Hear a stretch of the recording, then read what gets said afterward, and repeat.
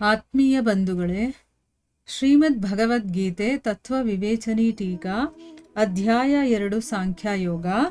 ಇದರಿಂದ ನಾವು 59ನೇ ಶ್ಲೋಕವನ್ನು ತಿಳ್ಕೊಳ್ತಾ ಇದ್ವಿ. ಓದ ಭಾಗದಲ್ಲಿ ನಾವೇನು ತಿಳ್ಕೊಂಡಿದ್ವಿ? ಯಾರು ಇಂದ್ರಿಯಗಳ ಮೂಲಕ ವಿಷಯವನ್ನ ಗ್ರಹಿಸೋದಿಲ್ವೋ, ಅಂದ್ರೆ ಇಂದ್ರಿಯಗಳಿಗೆ ಏನು ಬೇಕೋ ಅದನ್ನ ಅವನು ಸ್ಟಾಪ್ ಮಾಡಿರ್ತಾನೆ ಅಂತ ಇಟ್ಕೊಳ್ಳಿ, ಅದನ್ನೆಲ್ಲ ಕಂಟ್ರೋಲ್ ಮಾಡಿ ಇಟ್ಕೊಂಡಿರ್ತಾನೆ ಅಂತ ಇಟ್ಕೊಳ್ಳಿ. ಆಗಲೂ ಕೂಡ ಅವನು ಬರೀ ವಿಷಯಗಳನ್ನು ಅವನು ಬಿಟ್ಟಿರ್ತಾನೆ ಹೊರ್ತು ಅವನಲ್ಲಿರೋ ಆಸಕ್ತಿ ಅನ್ನೋದು ಹಾಗೆ ಇರುತ್ತೆ, ಅದು ಹೋಗೋದಿಲ್ಲ. ಆದರೆ ಯಾವಾಗ ಆ ಆಸಕ್ತಿನೂ ಹೊರಟೋಗುತ್ತೋ ಆಗ ನಿಜವಾಗಲೂ ಅವನು ಎಲ್ಲ ಬಿಟ್ಟಿದ್ದಾನೆ ಅಂತ ಅರ್ಥ. ಆದರೆ ಆ ಆಸಕ್ತಿನೂ ಕೂಡ ಯಾವಾಗ ಹೋಗುತ್ತೆ ಅಂತಂದರೆ, ಯಾವಾಗ ಪರಮಾತ್ಮನ ಸಾಕ್ಷಾತ್ಕಾರ ಆಗುತ್ತೋ ಆಗ ಮಾತ್ರನೇ ಅದು ಕಂಪ್ಲೀಟಾಗಿ ಹೋಗಿದೆ ಅಂತ ನಾವು ತಿಳ್ಕೋಬೇಕು. ಕಂಪ್ಲೀಟಾಗಿ ಹೋಗುತ್ತೆ ಅವಾಗ ಮಾತ್ರನೇ. ಆದರೆ ಆಗ ಹೋಗಬೇಕು ಅಂತಂದಾಗ ಭಗವಂತನಿಗೆ ನಾವು ತುಂಬ ಹತ್ತಿರವಾಗಬೇಕಾಗತ್ತೆ. ಭಗವಂತನ ಕೆಲಸಗಳಲ್ಲೇ ನಮ್ಮ ಇಂದ್ರಿಯಗಳು ಸದಾ ಕಾಲ ತೊಡಗಿರಬೇಕು. ಅದು ಸೂಕ್ಷ್ಮ ಇಂದ್ರಿಯಗಳೇ ಆಗಿರ್ಬೋದು, ಸ್ಥೂಲ ಇಂದ್ರಿಯಗಳೇ ಆಗಿರ್ಬೋದು. ಎಲ್ಲವನ್ನ ಅವನಲ್ಲಿ ಸಮರ್ಪಣೆ ಮಾಡಿದಾಗ ಒಳಗಡೆ ಒಂದು ಸ್ವಲ್ಪ ಆಸಕ್ತಿ ಅನ್ನೋದಿರುತ್ತಲ್ಲ, ಅದು ಕ್ರಮೇಣವಾಗಿ ಹೋಗುತ್ತೆ. ಯಾವಾಗ ಭಗವಂತನೇ ನಮ್ಮ ಹೃದಯದಲ್ಲೆಲ್ಲ ತುಂಬ್ಕೊಂಡ್ಬಿಡ್ತಾನೋ ಆವಾಗ ನಮಗೆ ಪರಮಾತ್ಮನ ಸಾಕ್ಷಾತ್ಕಾರವಾಗುತ್ತೆ. ಆಗ ಈ ಆಸಕ್ತಿ ತಂತಾನಾಗೆ ಹೊರಟೋಗುತ್ತೆ. ಒಂದೇ ಒಂದು ಸಾಸಿವೆ ಕಾಳಷ್ಟು ಕೂಡ ನಮ್ಮಲ್ಲಿ ಇರೋದಿಲ್ಲ ಅನ್ನೋದು, ಇದನ್ನ ನಾವು ಓದ ಭಾಗದಲ್ಲೇ ಅರ್ಥ ಮಾಡ್ಕೊಂಡಿವಿ. ಇಲ್ಲೇನು ಪ್ರಶ್ನೆ ಕೇಳ್ತಾ ಇದ್ದಾರೆ ಈಗ ಅಂತಂದರೆ, ನಿರಾಹಾರಸ್ಯ ಅನ್ನುವಂಥ ವಿಶೇಷಣದ ಜೊತೆ ದೇಹಿನಃ ಅನ್ನುವಂಥ ಪದವನ್ನು ಯಾವುದಕ್ಕೋಸ್ಕರ ಹೇಳಿದ್ದಾರೆ, ಯಾವುದರ ವಾಚಕವಾಗಿ ಅದನ್ನು ಹೇಳಿದ್ದಾರೆ ಅಂತ ಇಲ್ಲಿ ಪ್ರಶ್ನೆ ಇದೆ. ಉತ್ತರ ಏನು ಅಂತಂದರೆ, ಈಗ ನಿರಾಹಾರ ಅಂತಂದರೆ ನಮಗೆ ಗೊತ್ತಿರೋದೇನು? ಯಾರು ಆಹಾರವನ್ನು ತ್ಯಾಗ ಮಾಡ್ತಾನೋ, ಅಂದರೆ ಯಾರು ಆಹಾರವನ್ನು ಸೇವಿಸೋದಿಲ್ವೋ, ಬಿಟ್ಟಿರ್ತಾನೋ. ಈಗ ನಿರ್ಜಲ ಅಂತ ಹೇಳ್ತೀವಿ, ಅಂದ್ರೆ ಏನು? ನೀರನ್ನ ಬಿಟ್ಟಿರೋನು ಅಂದ್ರೆ ಏನು? ಉಪವಾಸ ಮಾಡಿದಾಗ ನಿರ್ಜಲ, ನಿರಾಹಾರ ಅಂತ ಹೇಳ್ತೀವಿ ಅಲ್ವಾ? ಅಂದ್ರೆ ಒಂದು ತೊಟ್ಟು ನೀರು ಕುಡಿದೆ ಮಾಡ್ತಾರೆ, ನಿರ್ಜಲ. ಅದೇ ತರ ನಿರಾಹಾರ ಅಂತಂದ್ರೆ ಆಹಾರವನ್ನ ಬಿಟ್ಟು ಅವನು ಉಪವಾಸ ಮಾಡ್ತಿರ್ತಾನೆ, ಅಂದ್ರೆ ಅದನ್ನ ಬಿಟ್ಟಿದ್ದಾನೆ ಅಂತ ಅಂದ್ಬಿಟ್ಟು. ಅದಕ್ಕೆ ಇಲ್ಲಿ ನಿರಾಹಾರ ಅಂತಂದ್ರೆ ಅದನ್ನ ಊಟಕ್ಕೋಸ್ಕರ ಹೇಳ್ತಾ ಇದ್ದಾರೆ. ಅವನು ಊಟವನ್ನ ಬಿಟ್ಟಿದ್ದಾನೆ, ಆಹಾರವನ್ನ ಬಿಟ್ಟಿದ್ದಾನೆ, ಆ ಒಂದು ಅರ್ಥದಲ್ಲಿ ಇಲ್ಲಿ ಹೇಳ್ತಾ ಇದ್ದಾರೆ ಅಂತ ನಾವು ತಿಳ್ಕೋಬಾರದು. ಇಲ್ಲಿ ಯಾಕೆ ಈ ನಿರಾಹಾರಸ್ಯ ಅನ್ನುವಂಥ ಪದದ ಪ್ರಯೋಗ ಮಾಡಿದ್ದಾರೆ ಅಂತಂದ್ರೆ ಇದು ಆ ಅರ್ಥದಿಂದ ಅಲ್ಲ. ಯಾಕೆ ಅಂತಂದ್ರೆ ಇದ್ರ ಜೊತೆಗೆ ವಿಷಯಾಹ ಅನ್ನುವಂಥ ಪದ ಕೂಡ ಉಪಯೋಗಿಸಿದ್ದಾರೆ. ಅದು ಇದರಲ್ಲಿ ಬಹುವಚನ ಇದೆ, ವಿಷಯ ಅಂತ ಹೇಳಿಲ್ಲ, ವಿಷಯಾಹ ಅಂತ ಹೇಳಿದ್ದಾರೆ. ಇದನ್ನ ಗಮನಿಸ್ಬೇಕು ನಾವು. ಈ ರೀತಿ ಉಪಯೋಗಿಸಿರೋದ್ರಿಂದ ಸಮಸ್ತ ವಿಷಯಗಳು ಬಂದ್ಬಿಡುತ್ತೆ ಇದರಲ್ಲಿ. ವಿಷಯ ಅಂದರೆ ಎಲ್ಲ ವಿಷಯಗಳನ್ನೂ ಯಾವಾಗ ಬಿಡ್ತೀವೋ ಅನ್ನೋದನ್ನ ಇಲ್ಲಿ ಹೇಳಿದ್ದಾರೆ.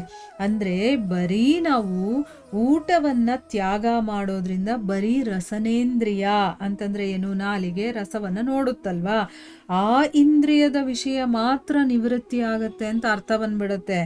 ಆದರೆ ಇನ್ನೂ 4 ಇದಾವಲ್ಲಪ್ಪ, ಶಬ್ದ ಇದೆ, ಸ್ಪರ್ಶ ಇದೆ, ರೂಪ ಇದೆ, ಗಂಧ ಇದೆ, ಇದರ ನಿವೃತ್ತಿ ಆಗೋದಿಲ್ಲ ಅಲ್ವಾ? ಈಗ ಆಹಾರ ಅಂತಂದ್ರೇನು? ಆ ಇಂದ್ರಿಯಗಳಿಗೆ ಯಾವುದು ಅದರ ಭೋಗ ವಸ್ತು ಆಗಿರುತ್ತೋ ಅದು ಅದಕ್ಕೆ ಆಹಾರ ಆಗುತ್ತೆ. ಈಗ ಎಕ್ಸಾಂಪಲ್ಗೆ ಇಲ್ಲಿ ನಾಲಿಗೆ ಬಗ್ಗೆ ಹೇಳಿದ್ದಾರೆ, ರಸವೇ ಅದರ ಆಹಾರ ಅಲ್ವಾ? ಅದೇ ರೀತಿ ಕಿವಿ ಇದೆ, ಒಂದು ಇಂದ್ರಿಯ, ಅದಕ್ಕೆ ಆಹಾರ ಯಾವುದು? ಶಬ್ದ. ಅದು ಎಂಥ ಶಬ್ದ ಆದರೂ ಆಗಿರ್ಬೋದು, ಅದೆಲ್ಲ ಅದಕ್ಕೆ ಆಹಾರ ಆಗುತ್ತೆ. ಅದೇ ರೀತಿ ನಮ್ಮ ಚರ್ಮಕ್ಕೆ ಯಾವುದು ಆಹಾರ? ಸ್ಪರ್ಶ. ಅದೇ ರೀತಿ ನಮ್ಮ ಕಣ್ಣಿಗೆ ಯಾವುದು ಆಹಾರ? ರೂಪ. ಮತ್ತು ನಮ್ಮ ಮೂಗಿಗೆ ಯಾವುದು ಆಹಾರ? ಗಂಧ ಅಲ್ವಾ? ಇದೆಲ್ಲ ನಿವೃತ್ತಿ ಆಗೋದಿಲ್ಲ ಬರೀ ಒಂದು ವಿಷಯವನ್ನ ಹೇಳಿದಾಗ, ಬರೀ ಊಟದ ವಿಷಯ ಹೇಳಿದಾಗ ಇದೆಲ್ಲ ಬರೋದಿಲ್ಲ. ಅದಕ್ಕೋಸ್ಕರನೇ ಯಾವ ಇಂದ್ರಿಯದ ವಿಷಯ ಯಾವುದಾಗಿದೆಯೋ ಅದೆಲ್ಲವೂ ಕೂಡ ಅದರ ಆಹಾರ ಅಲ್ವಾ? ಈ ದೃಷ್ಟಿಯಿಂದ ಯಾರು ಎಲ್ಲಾ ಇಂದ್ರಿಯಗಳ ಮೂಲಕ ಎಲ್ಲಾ ಇಂದ್ರಿಯಗಳ ವಿಷಯವನ್ನ ಗ್ರಹಿಸೋದನ್ನ ಬಿಡ್ತಾನೋ, ಅಂದ್ರೆ ಅವನು ಅದು ಇದು ಕೇಳೋದು ಬಿಡ್ತಾನೋ, ಅದು ಇದು ನೋಡೋದು ಬಿಡ್ತಾನೋ, ಸ್ಪರ್ಶವನ್ನ ಮಾಡೋದು ಬಿಡ್ತಾನೋ, ಗಂಧವನ್ನ ಅಘ್ರಾಣಿಸೋದನ್ನ ಬಿಡ್ತಾನೋ, ಅಂತಹ ದೇಹಾಭಿಮಾನಿ ಮನುಷ್ಯನ ವಾಚಕವಾಗಿ ಇಲ್ಲಿ ನಿರಾಹಾರಸ್ಯ ಅನ್ನುವಂತಹ ವಿಶೇಷಣದ ಜೊತೆ ದೇಹಿನಃ ಅನ್ನುವಂತಹ ಒಂದು ಪದವನ್ನು ಕೊಟ್ಟಿದ್ದಾರೆ ಅನ್ನೋದನ್ನ ನಾವು ತಿಳ್ಕೊಬೇಕು. ಈಗ ಅರ್ಥ ಆಯ್ತಲ್ವ ನಮಗೆ? ಎಷ್ಟು ಕ್ಲಿಯರಾಗಿ ಇಲ್ಲಿ ಎಕ್ಸ್ಪ್ಲೈನ್ ಮಾಡಿದ್ದಾರೆ ನೋಡಿ. ಇಲ್ಲಿ ನಿರಾಹಾರಸ್ಯ ಅಂತಂದರೆ ಎಲ್ಲ ಇಂದ್ರಿಯಗಳಿಗೂ ತಮ್ಮದೇ ಆದಂಥ ಒಂದು ಆಹಾರ ಇರುತ್ತೆ. ಆ ಎಲ್ಲವನ್ನೂ ತ್ಯಾಗ ಮಾಡಿರ್ತಾನವನು, ಆಯಿತಾ? ಯಾವುದನ್ನು ಬಳಸೋದಿಲ್ಲ ಅವನು. ಅವನನ್ನು ಇಲ್ಲಿ ನಿರಾಹಾರಸ್ಯ ದೇಹಿನಃ ಅನ್ನೋದು ಇದಕ್ಕೆ ಅರ್ಥ. ಇಷ್ಟು ಕ್ಲೀನಾಗಿ ನಾವು ಅರ್ಥ ಮಾಡ್ಕೋಬೇಕು. ಸ್ವಲ್ಪ ಕೂತ್ಕೊಂಡು ಯೋಚನೆ ಮಾಡ್ಬೇಕು ನಾವು. ಇಲ್ಲಿ ವಿಷಯಾಹ ಅಂತ ಹೇಳಿದ್ದಾರೆ, ನಿರಾಹಾರಸ್ಯ ಅಂತ ಹೇಳಿದ್ದಾರೆ. ಇದು ಯಾರಿಗೆ ಹೇಳ್ತಾ ಇದ್ದಾರೆ? ಈಗ ಅದರ ಉತ್ತರ ಏನು ಅಂತ ಹೇಳಿದ್ದೀನಲ್ಲ, ಅದ್ರ ಬಗ್ಗೆ ಕೂತ್ಕೊಂಡು ಸ್ವಲ್ಪ ಹೊತ್ತು ಯೋಚನೆ ಮಾಡಿದಾಗ ನಮ್ಮ ಮೈಂಡ್ಗೆ ಗೊತ್ತಾಗಬೇಕಾದ ಅರ್ಥ. ಆವಾಗ ನಾವು ಭಗವದ್ಗೀತೆಯನ್ನು ಚೆನ್ನಾಗಿ ಅರ್ಥ ಮಾಡ್ಕೊಳ್ತಾ ಹೋಗ್ತೀವಿ. ಮುಂದೆ ನಮಗೆಲ್ಲೂ ಕೂಡ ಅದ್ರ ಬಗ್ಗೆ ಕನ್ಫ್ಯೂಷನ್ಸ್ ಇರೋದಿಲ್ಲ. ಸೊ ಇದನ್ನು ಮತ್ತೆ ಮತ್ತೆ ಕೇಳಿ ಅದು ನಮ್ಮ ಮೈಂಡಲ್ಲಿ ಕೂತ್ಕೋಬೇಕು ಆನ್ಸರು. ಅಂದರೆ ನಿರಾಹಾರಸ್ಯ ದೇಹಿನಃ ಅಂತ ಹೇಳಿರೋದು ಈ ಒಂದು ಶ್ಲೋಕದ ಅರ್ಥ ಏನು, ಅದರ ಡೀಪ್ ಮೀನಿಂಗ್ ಏನು, ಅದನ್ನು ನಾವು ಅರ್ಥ ಮಾಡ್ಕೊಳ್ಳೋದಕ್ಕೆ ಪ್ರಯತ್ನ ಮಾಡಬೇಕು. ಅದು ಅರ್ಥ ಆಗಬೇಕು, ಆಮೇಲೆ ನಾವು ಮುಂದಕ್ಕೆ ಹೋಗ್ತಾ ಇರಬೇಕು. ಇದನ್ನು ಬಿಟ್ಟು ಹಾಗೆ ಸುಮ್ಮನೆ ಏನೋ ಒಂದು ಕೇಳು ಅಂತ ಹೇಳಿದ್ದಾರೆ, 5 ನಿಮಿಷಕ್ಕೆ ಕೇಳ್ಬಿಡೋಣ ಅಂತ ಆ ರೀತಿ ಮೈಂಡ್ಸೆಟ್ ಇಟ್ಕೊಂಡು ಯಾವತ್ತೂ ಕೇಳಬಾರ್ದು. ನಿಜವಾಗ್ಲೂ ನಮ್ಗೆ ಅರ್ಥ ಆಗಬೇಕಪ್ಪ, ನಾನು ತಿಳ್ಕೋಬೇಕು ಅನ್ನೋ ಒಂದು ಆಸಕ್ತಿ ಇಟ್ಕೊಂಡು ನಾವು ಇದನ್ನು ಅಭ್ಯಾಸ ಮಾಡಬೇಕು. ಆವಾಗ ಮಾತ್ರನೇ ಭಗವದ್ಗೀತೆ ನಮಗೆ ಒಂದು ಸ್ವಲ್ಪ ಮಟ್ಟಿಗಾದರೂ ಅದು ಅರ್ಥ ಆಗುತ್ತೆ. ಆಯಿತಾ? ಮುಂದಿನ ಪ್ರಶ್ನೆಯನ್ನು ನಾವು ಮುಂದಿನ ಭಾಗದಲ್ಲಿ ತಿಳ್ಕೊಳ್ಳೋಣ. ಹರೇ ಕೃಷ್ಣ.